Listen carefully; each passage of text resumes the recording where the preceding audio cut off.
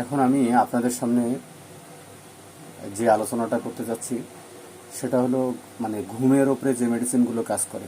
দেখেন, ঘুম মানুষের জন্য কত একটা গুরুত্বপূর্ণ জিনিস। রাত জাগার যে কুফল, রাত জাগলে কুফল হলে কি আমরা ককুলাস ইন্ডিকা ব্যবহার করি না? অনেকদিন দীর্ঘদিন যাবৎ রাত জাগছে ককুলাস ইন্ডিকা, এটা একটা একবারে খুব ভালো মেডিসিন, সবাই জানে। এটা ককুলাস ইন্ডিকা অত্যন্ত দারুণ একটা মেডিসিন রাত জাগার ক্ষেত্রে, রাত জাগার কুফল যেটাকে বলা হয়, দীর্ঘদিন যাবৎ রুগীকে সেবা করা, রুগীরই করা। তো দেখেন, মানে একটা দারুণ একটা টপিকস বলতেছি, একটা যেটা আপনারা যেভাবে খুশি নিতে পারেন, কোনো কথাটা খুব অত্যন্ত গুরুত্বপূর্ণ একটা কথা। যে যত বেশি রাত জাগবে, হ্যাঁ, যে রাত জাগবে বেশি তার জীবন থেকে রাত কমবেও বেশি। মানে যে যত বেশি রাত জাগবে সে তত বেশি তার জীবন থেকে রাত কমতে থাকবে, রাত মানে তার আয়ু কমতে থাকবে।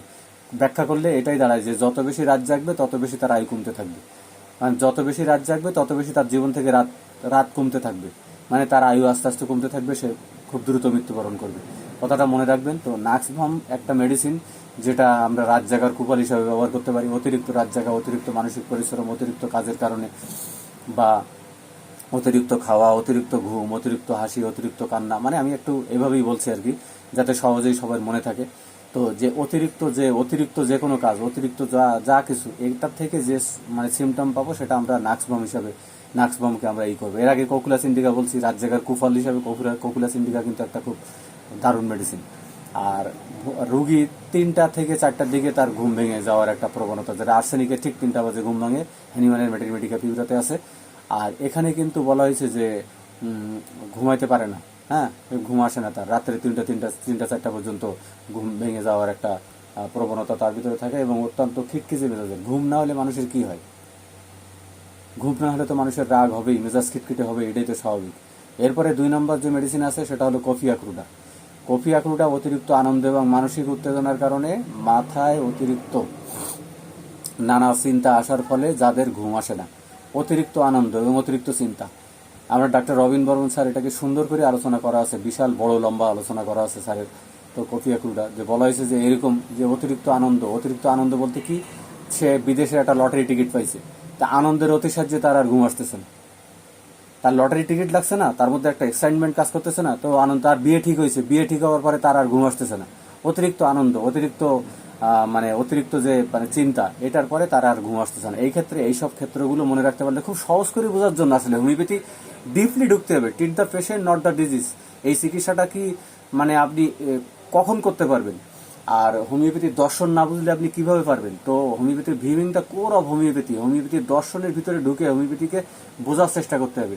তারপর আপনার থার্ড আই দিয়ে দেখতে হবে, তখন আপনি একটা ভালো কিছু করতে পারবেন। হোমিওপ্যাথিতে ভালো ওষুধ সিলেকশন এবং অবজারভেশন। তো হোমিওপ্যাথিতে ওষুধ সিলেকশনের গুরুত্ব চাইতে পর্যবেক্ষণ ক্ষমতা অধিক গুরুত্বপূর্ণ। এই জিনিসটা ভালো করে মনে রাখবেন, যারা আমরা ক্লাসিক্যাল ওয়েতে ট্রিটমেন্ট করি, যারা আমরা ক্লাসিক্যাল চিকিৎসক, তো তাদের ক্ষেত্রে যে কফিয়া কোন জায়গায় কাজ করে আমি বলে দিলাম। এটুকু যদি মনে রাখতে পারেন তো কফিয়া চিনতে সহজ হয়ে যাবে। আর বাকি সিমটম, অন্যান্য সিমটম মিলাইতে কোনো ব্যাপার না, তখন আপনি সহজে মিলাইতে পারবেন। তো তাদের জন্য উপযোগী যারা সামান্য শব্দে তাদের ঘুম ভেঙে যায়, একটা এরকম একটা করে আওয়াজ হলো, একটা পাতা নড়লো, একটা কাক ডেকে উঠলো, তার ঘুম ভেঙে যাবে। তো এই যে জিনিসগুলো, এই জিনিসের মধ্যে যখন হবে তখন আমরা করতে পারবো যে কফিয়া কুড়ুটা আমরা ব্যবহার করতে পারবো। এই পাতাগুলো দিলেও এরকম সুন্দর হয় পাতাগুলো। তো কফিয়া কুড়ুটা তখন আমরা এখানে এইসব ক্ষেত্রে আমরা ব্যবহার করতে পারবো। তো এরপরে আরেকটা মেডিসিন আছে হলো ক্যালিফসফরিকাম।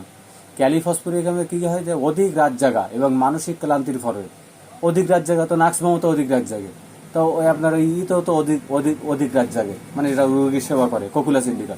তো এগুলো তো ওই ক্যালিফসে তো বলতেছে অধিক রাত জাগা এবং মানসিক ক্লান্তির ফলে স্নায়বিক দুর্বলতা এবং অবসাদ দেখা দিলে, হ্যাঁ, তখন আমরা এটা ক্যালিফসফরিকাম ব্যবহার করতে পারি।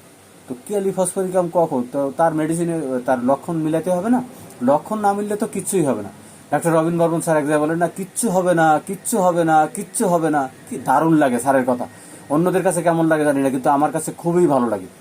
আমি স্যারের হোমিওপ্যাথির মানে মানে হোমিওপ্যাথির মানে দৃষ্টিকোণ থেকে স্যারকে আমি খুবই ভালোবাসি। এটা মানে বলার অপেক্ষা রাখে না। তো তো এই যে স্যারে এইভাবে সুন্দর করে বলে কিচ্ছু হবে না, কিচ্ছু হবে না, কিচ্ছু হবে না। তো কেন কেন বলেন যে আপনার লক্ষণ আপনাকে মিলাতে হবে। আপনি লক্ষণ মিলাইতে হবে। কজেশন যদি পেয়ে যান বেটার, আলহামদুলিল্লাহ। কজেশন যদি না পান, তার লক্ষণ যদি না মিলাইতে পারেন, তাহলে কিসে আপনি কি করবেন? হোমিওপ্যাথি কোনো কাজ হবে না, কোনো লাভ নাই। যে ওষুধই দেন কোনো কাজ হইব না, সাময়িক একটু উপশম হবে, তারপরে আর কিচ্ছু হবে না। এরপরে আছে দেখেন আর্টিমিশিয়া বা আর্নিকা মন্টেনা। আর্নিকা মন্টেনাও যে আপনার আমরা কত জায়গায় ব্যবহার করি। ব্যথার ক্ষেত্রে আর্নিকা 1 নম্বর মেডিসিন। আর্থিক আঘাত, হ্যাঁ, তারপরে শারীরিক মানসিক আঘাত, হ্যাঁ, শারীরিক আঘাত, সব ক্ষেত্রে কিন্তু আর্নিকার একটা গুরুত্ব আছে, যথেষ্ট গুরুত্ব আছে। আর্থিক আঘাত, মানসিক আঘাত এবং শারীরিক আঘাত যে ভালো করে মন দিয়ে শুনবেন বা মনে রাখার চেষ্টা করবেন, সে কামিয়াব হবেন। মানে তার কাজে, মানে তার প্র্যাকটিক্যাল লাইফে সে কাজে লাগাইতে পারবে।